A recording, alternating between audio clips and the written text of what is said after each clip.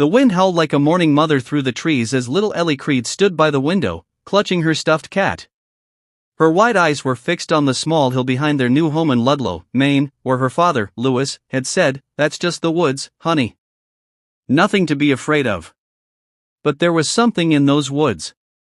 Something ancient. Something waiting. They had moved for peace, for healing. Lewis, a doctor from Chicago, needed a break from the long hospital nights. His wife, Rachel, longed for quieter days after years of holding together a family frayed by tragedy.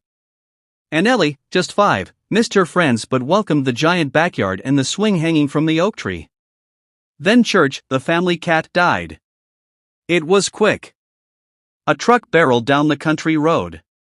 One moment, Church was prowling the bushes. The next, he lay lifeless by the mailbox.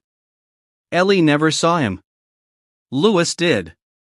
He wrapped the cat in an old towel, heart-pounding, unsure how to tell her. But he didn't have to. "I heard him," Ellie whispered that night. "He told me he was cold." Lewis brushed her hair away, trying to mask the chill in his spine. "It was just a dream, honey." But Ellie's eyes held something else. "Dreams don't bleed, Daddy." The next day, Judd Crandall, their elderly neighbor from across the street, came by. He was a kind man, weathered by years and the Maine winters, and quickly became a friend.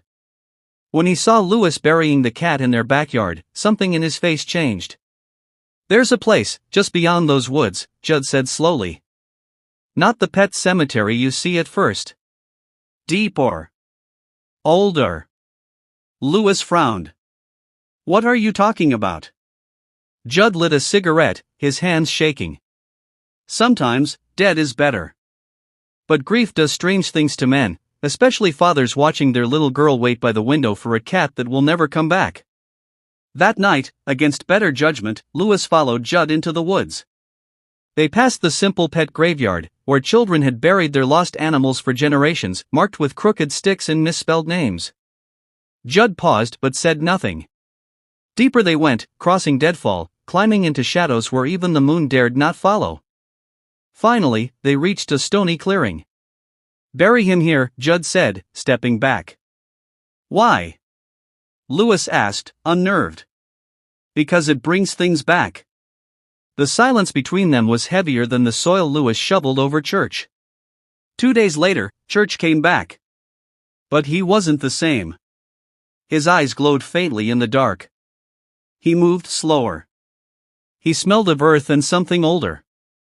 He hissed at Rachel, scratched Ellie, and sat watching Lewis with unreadable intent.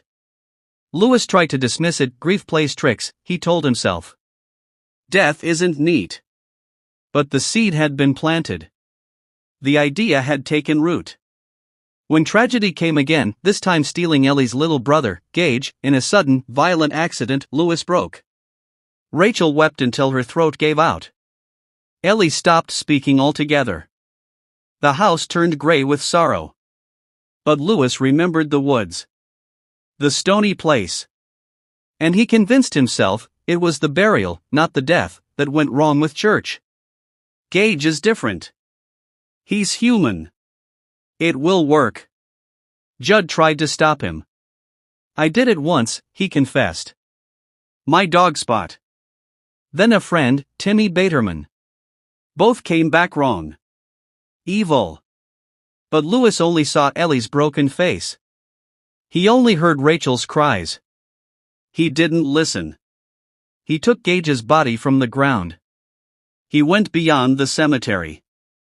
He buried him in the dark. The next night, Gage came home.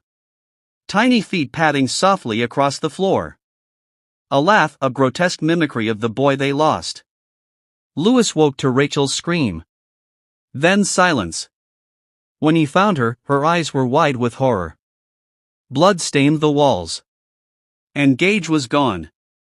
Madness set in. Lewis chased his reanimated son through the woods, calling his name. "Gage. It's Daddy. Come home." But what answered wasn't his son. It was death itself, wearing a child's skin. And then Lewis understood. Too late. He carried what was left of Rachel back to the stony clearing. The sun never rose on that day. Epilogue, 1 year later. The house sat empty now. The neighbors whispered. Judd was long gone. But the pet cemetery remained, and so did the path beyond. One spring afternoon, Ellie returned to the old place with her aunt. She was quiet, older than her years. Her tiny hand gripped a notebook, full of drawings. She stopped by the edge of the woods. Ellie, her aunt said gently, come inside. Ellie looked toward the hill. Then up at the sky. They're not gone, she said. Just sleeping in the wrong place. Her aunt knelt beside her. Do you miss them? Yes, Ellie said, a tear sliding down. But I don't want them back anymore. Her aunt nodded, wrapping an arm around her. You're brave, Ellie. The bravest. As they walked away, the woods whispered behind them, but Ellie didn't turn around. She had learned something no child should have to learn, that grief is the price of love. That letting go is sometimes the most loving thing we can do. That sometimes, dead is better.